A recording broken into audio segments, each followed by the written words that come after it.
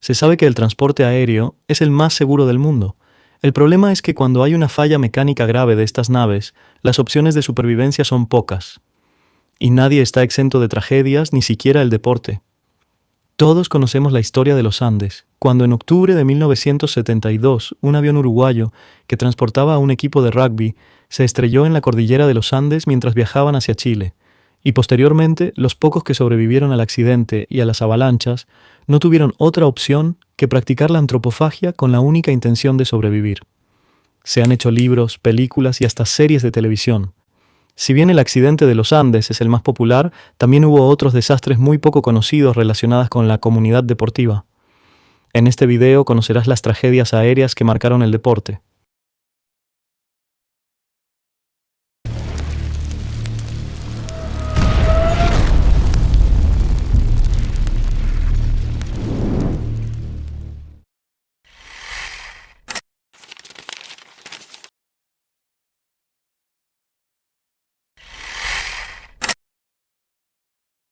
El 29 de octubre de 1960, un avión transportaba al equipo de fútbol americano Cal Poly Mustangs, de la Universidad Politécnica Estatal de California. El avión partió de Oakland, California, con paradas en Santa María, Albuquerque y Kansas City antes de llegar a Toledo, Ohio. Su misión era trasladar a los Mustang después de un partido de fútbol en Bowling Green, en Ohio, y regresar a California.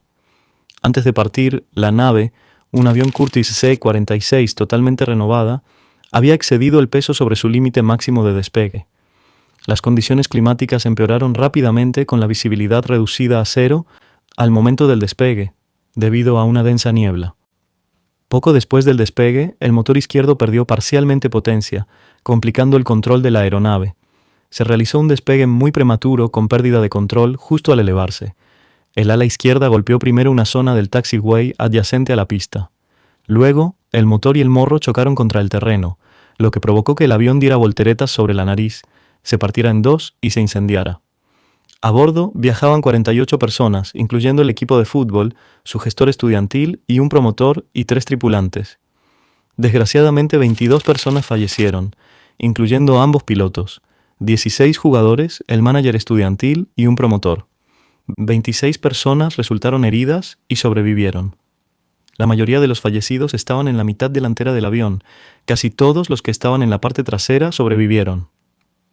Según el informe final del Civil Aeronautics Board, la causa del accidente fue la pérdida de control durante un despegue prematuro, aunado a la sobrecarga del avión y las condiciones meteorológicas adversas, con visibilidad prácticamente nula que provocó la pérdida parcial del motor izquierdo.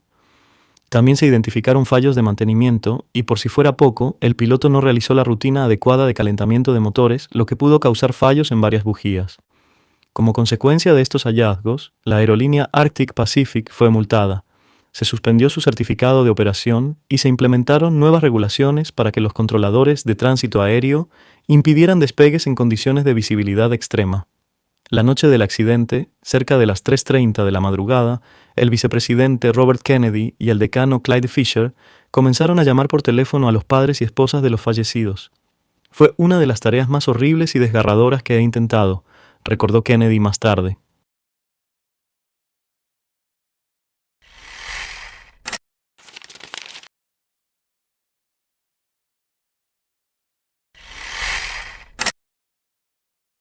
El vuelo 932 de Southern Airways fue un accidente aéreo ocurrido el 14 de noviembre de 1970, que marcó profundamente a la Universidad de Marshall y al deporte universitario en Estados Unidos. El vuelo iba de Kingston, Carolina del Norte, hacia Huntington, Virginia Occidental, transportando al equipo de fútbol americano de la Universidad de Marshall después de un partido contra East Carolina University. El avión, un McDonnell Douglas DC-9, que llevaba a bordo a 75 personas, entre ellos jugadores, entrenadores, directivos deportivos, simpatizantes y la tripulación.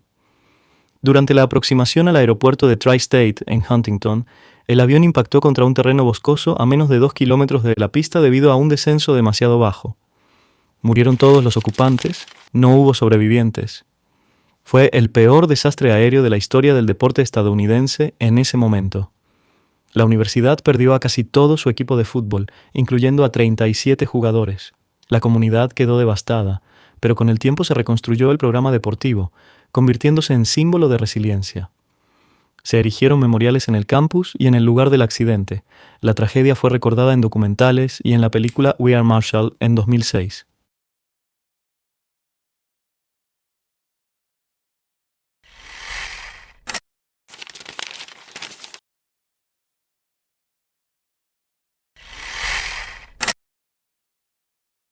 El 3 de abril de 1961, un avión Douglas DC-3 transportaba a parte del plantel del club de fútbol chileno Green Cross, junto a cuerpo técnico, árbitros y dirigentes. El vuelo formaba parte de 2 aeronaves que regresaban desde Osorno a Santiago tras un partido de la Copa Chile. Muchos jugadores optaron por viajar en este avión debido a que el otro implicaba demasiadas escalas. Según los informes oficiales, el avión despegó del aeródromo Pampa Alegre de Osorno a las 18:30 horas con un total de 24 personas a bordo, incluyendo el equipo de fútbol chileno, tripulación y demás pasajeros. Realmente, este accidente fue un misterio porque durante años no encontraron al avión completo, sino solo restos. El impacto supuestamente ocurrió en el cerro Las Ánimas o en una zona cercana a Linares, en la región del Maule, en la cordillera de los Andes. No hubo sobrevivientes, fallecieron 24 personas, de las cuales 20 eran pasajeros y 4 tripulantes. Entre los fallecidos estaban futbolistas como Eliseo Mourinho, futbolista argentino, ex Boca Juniors y jugador de la selección argentina. También perdió la vida Manuel Contreras, Dante Copa, Berti González, entre otros. Las labores de rescate comenzaron de inmediato con participación del Ejército, Fuerza Aérea, Carabineros y la aerolínea chilena LAN. Se encontraron restos del avión y de las víctimas aéreamente, y los cuerpos fueron trasladados a Santiago. Durante 50 años, este accidente fue un misterio al no encontrar la mayor parte del avión. Pero en febrero de 2015, 53 años después, montañistas hallaron los restos del fuselaje y restos óseos a más de 3.200 metros de altitud en una zona distinta a la indicada originalmente. La causa del accidente se suscitó por el congelamiento de ambas alas. Al no contar con un sistema de descongelación, el piloto Silvio Parodi pidió descender 9.000 pies y cambiar de rumbo debido a los fuertes vientos y la nula visibilidad. El avión finalmente terminó estrellándose. Medio siglo después, los montañistas que encontraron la nave aseguraron que había una enorme cumbre, lo que significa que el piloto intentó llevar la nave hasta allí, pero golpeó antes de lograrlo. De haberlo conseguido, la historia probablemente sería otra. Después del año 2015, gracias al descubrimiento de la aeronave, investigaciones sugieren que el lugar real del accidente estaría a unos 3.200 metros de altitud en un sector más remoto de la cordillera de los Andes.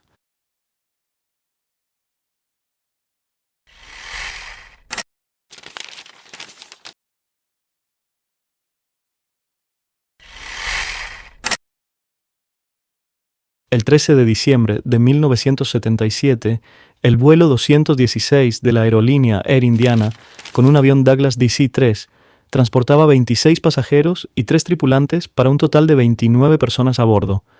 Tenía que despegar del aeropuerto regional de Evansville, Indiana, en Estados Unidos, con rumbo a Nashville, Tennessee, donde el equipo universitario de baloncesto, los Evansville Purple Aces, debían enfrentarse a los Middle Tennessee Blue Raiders. Sin embargo, pocos segundos después del despegue, el avión se impactó a unos pocos kilómetros del aeropuerto de Indiana. No hubo sobrevivientes. Murieron los 14 jugadores del equipo varsity, además del entrenador principal, Bobby Watson, más otros miembros del cuerpo técnico y equipo administrativo, seguidores y, por supuesto, la tripulación del avión, sumando así un total de 29 personas. La National Transportation Safety Board determinó que el accidente era el resultado de una combinación de errores. Se sabe que los pilotos no retiraron los bloqueos de ráfaga del alerón derecho y del timón antes del despegue, lo que impidió el control de esos mandos. El compartimiento de equipaje estaba sobrecargado, desplazando el centro de gravedad hacia atrás. Aunque con uno solo de estos problemas la aeronave pudo haber permanecido en el aire, la combinación hizo imposible controlar el avión en fase de despegue. El entrenador Bobby Watson estaba en su primera temporada como head coach y había acumulado un récord de 1-3 antes de la tragedia. Fue el único entrenador en el avión, ya que sus asistentes estaban de viaje buscando talento. Poco después se erigió un monumento llamado Weeping Basketball en el campus de la Universidad de Evansville, con placas con los nombres de los fallecidos. También existe una conmemoración en el Ford Center, donde juegan actualmente.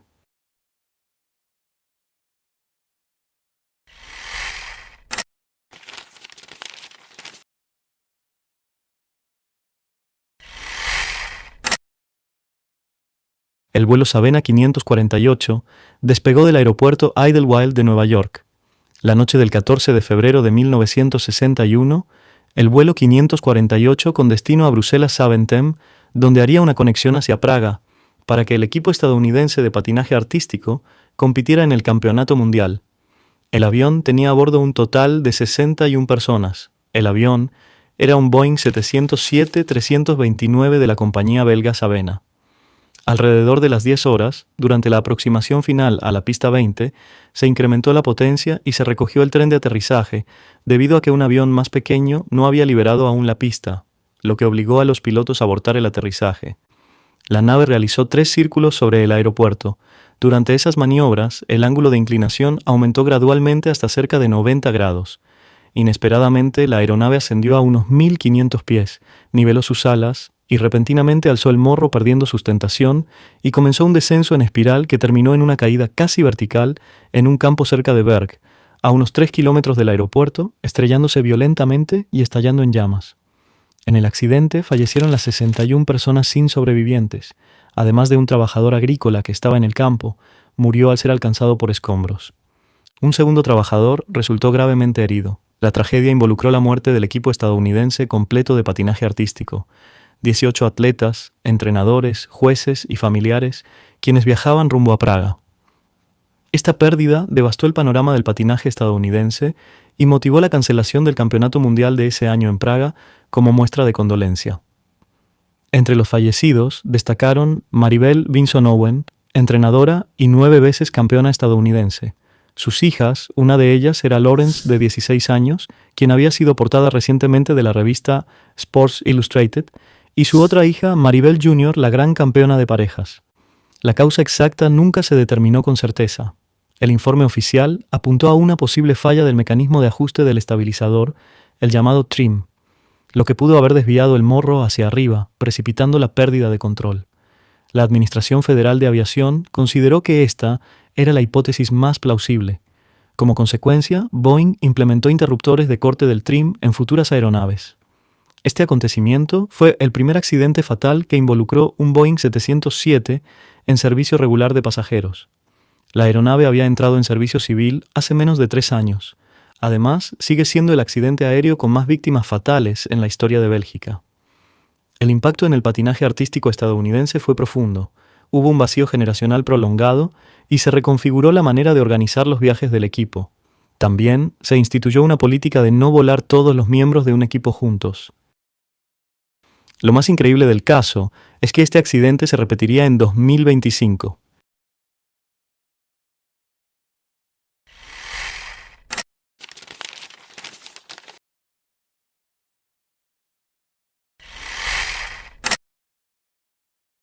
A finales de los años 80, un accidente en México marcó una de las catástrofes aéreas más graves del país e hizo que el deporte ecuestre se vistiera de luto. La tarde del 30 de julio de 1987, un avión Boeing C-97 Stratofreighter, también conocido como Boeing 377, un carguero de 4 motores diseñado para transportación militar de la empresa Belize Air International, despegó del Aeropuerto Internacional Benito Juárez de la Ciudad de México con destino a Miami, Florida. La nave transportaba 18 caballos de salto pura sangre, además de varios miembros del equipo ecuestre, incluyendo jinetes y caballerangos pertenecientes a los clubes Hípico Francés y las Águilas de México. Su objetivo era participar en el Campeonato Juvenil Norteamericano. Debido a que el avión no contaba con sistema de despresurización, el piloto solicitó una ruta que mantuviera a baja altitud. En punto de las 5 de la tarde, se hizo el despegue. El vuelo duró menos de 4 minutos y nunca logró ganar altura suficiente. Poco después del despegue, el avión sufrió un cortocircuito, lo que generó fuego y humo en el interior. Esto causó gran alarma y pánico tanto en los pasajeros como en los animales.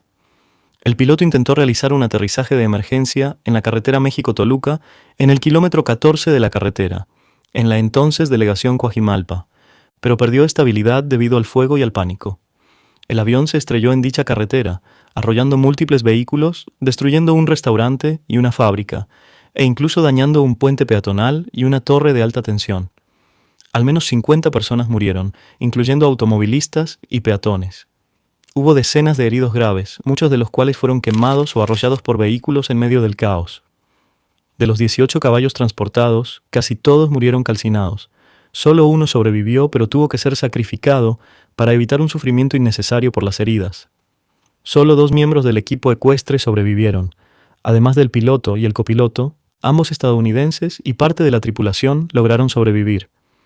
Se señala como causa principal un cortocircuito en el sistema del avión poco después del despegue, lo que provocó fuego que, junto al pánico de los caballos, generaron movimientos que desestabilizaron al avión, aunado al sobrepeso de la carga, impidió que la nave ganara altitud y evitó que el piloto pudiera controlar el vuelo. Este accidente es una de las tragedias más dramáticas relacionadas con el transporte de animales y deporte en la aviación mexicana. La devastación sobre la carretera México-Toluca causó una enorme pérdida humana y material, y dejó una profunda huella en la memoria colectiva.